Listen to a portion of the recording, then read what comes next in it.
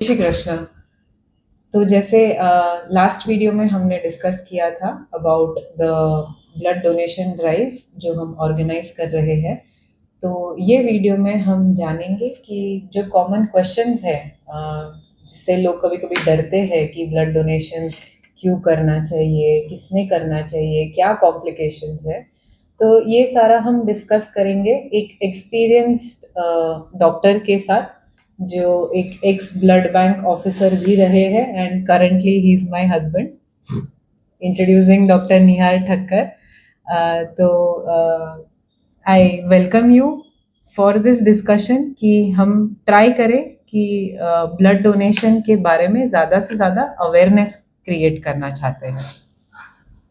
Sure. So thank you, Dr. Rupali and my wife, for introducing me with such warm and kind words.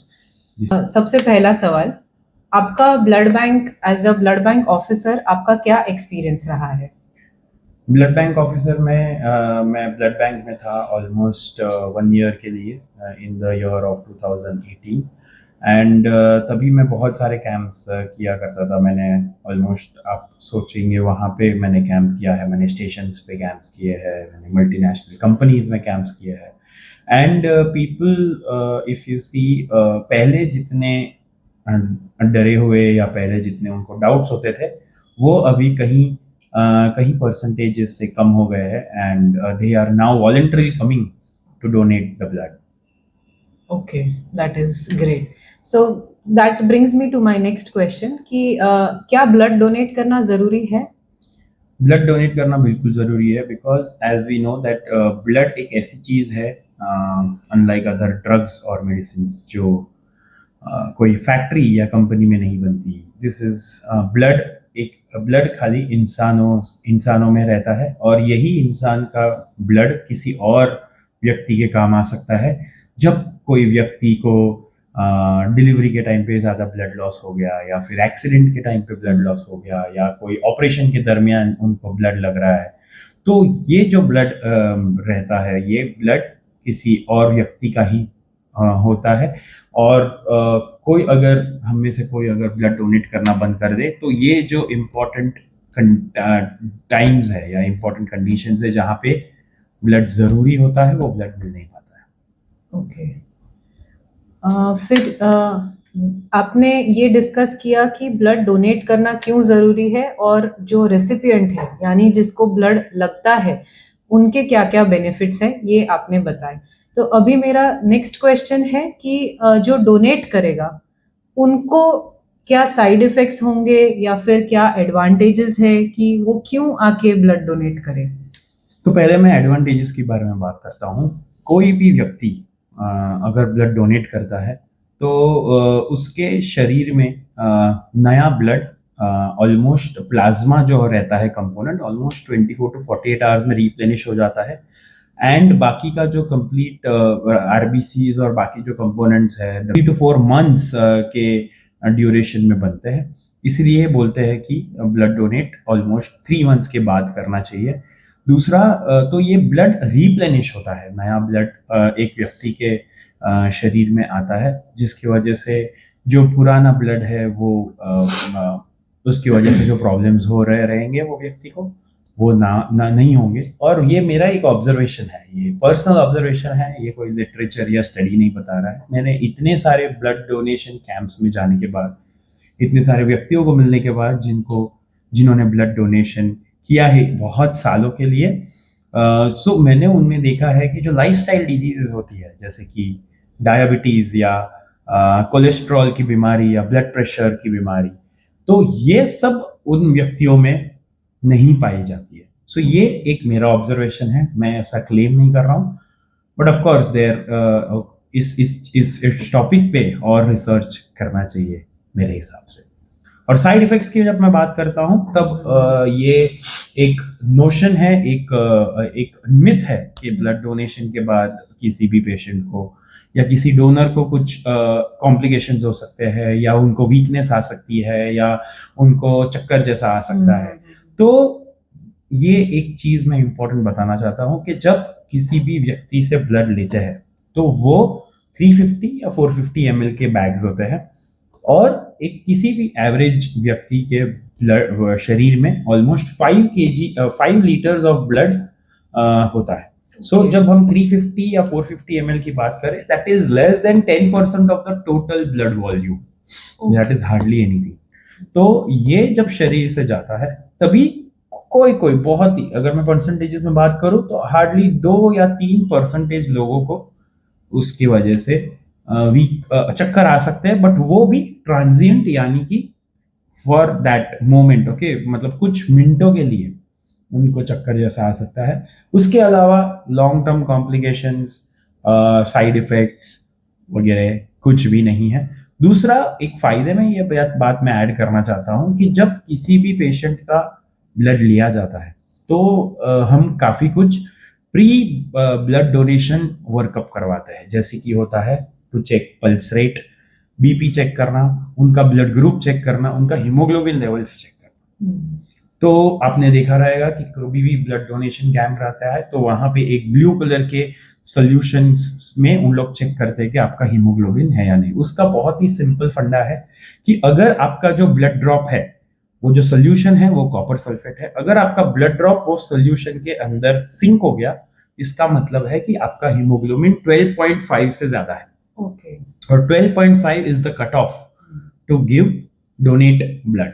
अगर उससे कम है तो the blood donation officer will only tell you कि you do not donate blood, because the minimum criteria to donate blood is your hemoglobin should be more than 12.5 grams per deciliter. Okay. Right. तो वो एक simple solution हमें 1 minute में बता देता है कि आपका हीमोग्लोबिन लेवल कितना है. उसके अलावा अगर फिर भी डाउट रहता है तो कुछ कुछ ब्लड बैंक्स एक मशीन भी लेके आते हैं जिसमें स्पॉट हीमोग्लोबिन का लेवल्स पता चल जाता है. तो ये एक दूसरा फायदा है कि आपका एक प्रिलिमिनरी बॉडी चेकअप हो रहा है. दूसरा और एक फायदा है जो लोग ज्यादा नहीं जानते हैं कि जब आप ब्लड डोनेट करते हैं तब वो ब्लड एक ब्लड बैंक में जाता है, और ब्लड बैंक में they check for infections. And which all infections are checked? I will tell you. HIV check होता है, हेपेटाइटिस बी चेक होता है, हेपेटाइटिस सी और सिफिलिस. ये 4 जो ब्लड बोर्न इन्फेक्शंस है, ये शरीर में ये ब्लड में चेक होते हैं. उसके बाद ही that blood can be given to any recipient. तो अगर हर एक ब्लड बैंक में ये प्रिंसिपल या ये प्रोटोकॉल फॉलो किया जाता है कि अगर किसी भी पेशेंट के, किसी भी डोनर के ब्लड में कोई भी इंफेक्शन पाया गया है तो उसको वो इन्फॉर्म किया जाता है. Okay. So this is another advantage that people are not much aware about. So ये तो एक विन विन सिचुएशन हो गया कि आप बिल्कुल डोनेशन करने जा रहे हो तो आपका भी चेकअप हो रहा है और आप किसी की जान भी बचा रहे हैं. बिल्कुल बिल्कुल. ये बहुत ही, it is like a give and take relationship. जो आप पेशेंट को ब्लड डोनेट करने पे जो पेशेंट के फायदे होते हैं ये तो हमने बात की, जो डोनर्स है उसके भी फायदे की बात की. So it is like a win win situation. And the most important advantage that a person, the donor, gets is the mental or the emotional satisfaction of not only giving blood once but giving blood so that 3 lives can be saved. Because we know कि आजकल पूरा तुम्हारा जो blood लिया जाता है उसका complete component separation होता है. तो आपका जो होल ब्लड है उसको हम 3 कंपोनेंट्स में डिवाइड करते हैं. एक कंपोनेंट है उसमें से खाली आरबीसीज, दूसरा कंपोनेंट है प्लेटलेट्स एंड तीसरा कंपोनेंट है प्लाज्मा. तो वैसे 3 प्रकार के कंपोनेंट्स होते हैं और ये 3 अलग अलग पेशेंट को, जैसे कि आरबीसीज जाएगा किसी पेशेंट को जिसमें खून कम है, प्लेटलेट्स जाएगा जिस पेशेंट को जिसको डेंगू हो गया या कुछ दूसरे कारण से प्लेटलेट्स की कमी है. तीसरा एफएफपी यानी कि प्लाज्मा जाएगा जिसके बॉडी में क्लॉटिंग फैक्टर्स की डेफिशिएंसी है. तो ये 3 अलग अलग पेशेंट को जाएंगे. तो ये जो इमोशनल सेटिस्फैक्शन का लेवल होता है वो कुछ और होता है जब when you know what all things or what all help your blood is doing. That is great. That is great. I'm sure ये काफी लोगों को पता नहीं रहेगा. So coming on to my next question. अभी हम लोग एक मेडिकल सेटअप में है तो we are frequently exposed to syringe needles. कोई कोई लोग आते हैं जिनको फोबिया होता है निडल का या सिरिंज का या फिर ब्लड का भी। तो ये फिर ये कैसे कैसे वो टैकल कर पाएंगे और crossing that barrier and then coming to donate. तो ये जो जो जो किसी को भी फोबिया होता है, जो एक्चुअली नीडल से डरते हैं और ब्लड देखने से डरते हैं, उनको हम एडवाइस करते हैं कि if if you are comfortable, only then you donate, because the main thing or the main crux of blood donation that it has to be completely voluntary, है ना। कोई जोर जबरदस्ती कोई भी किसी को भी नहीं करनी चाहिए कि नहीं नहीं तू डोनेट कर, तुम डोनेट करो, तुम डोनेट करो, और ना ही कोई पर्सनल गेन्स होने चाहिए। तो we are very strict against those things, that it should be completely voluntary, and the donor, unless other than any emotional other than the emotional satisfaction and other than the changes, physiological changes जो होते हैं, जो donor को advantages है, उसके अलावा कुछ और डोनर को पर्सनल गेन्स नहीं होने चाहिए।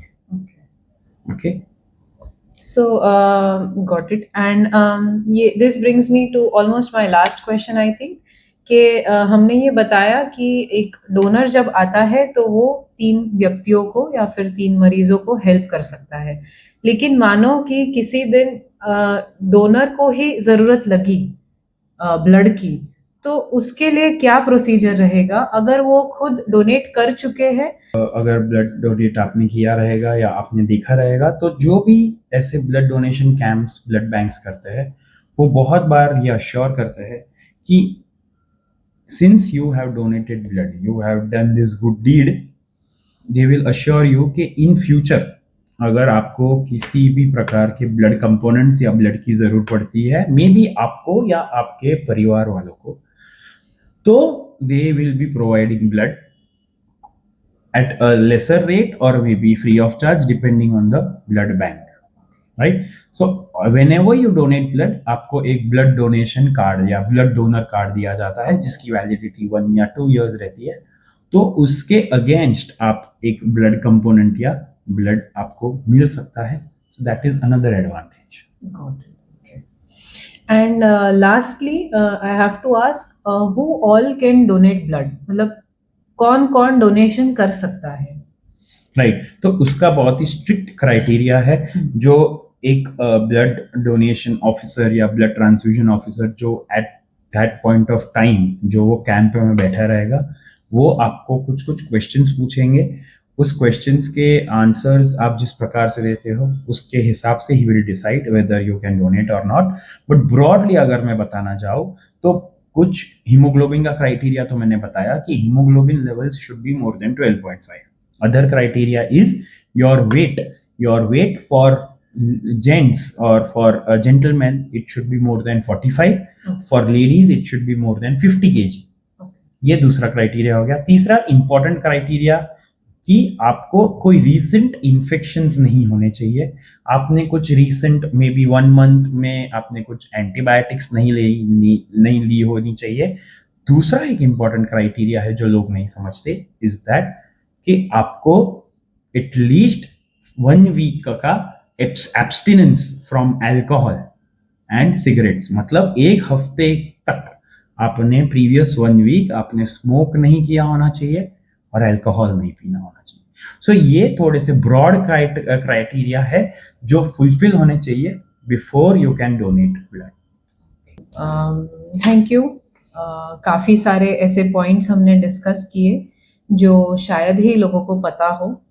कुछ कुछ तो ऐसे थे जो मुझे भी इतनी जानकारी नहीं थी जिसकी। सो आई थिंक हमने ये डिस्कशन से काफ़ी पॉइंट्स क्लियर किए हैं। तो बस अभी आपका कोई मैसेज है, टेक होम मैसेज किसी के लिए? टेक होम मैसेज से ज़्यादा as we know, we both know there is some announcement we want to make, so I would tell you to make that announcement here. Okay, so as we all know, and we have shared previously, we are holding a blood donation drive on 19th of February, that is Thursday. It commences from morning 9 a.m. to evening 4 p.m. हम रहेंगे मलाड के Patidar society में रहेगा ये। और जैसे हमने discuss किया है, जो डोनर्स रहेंगे उनको donor cards as well as donor certificates दिए जाएंगे।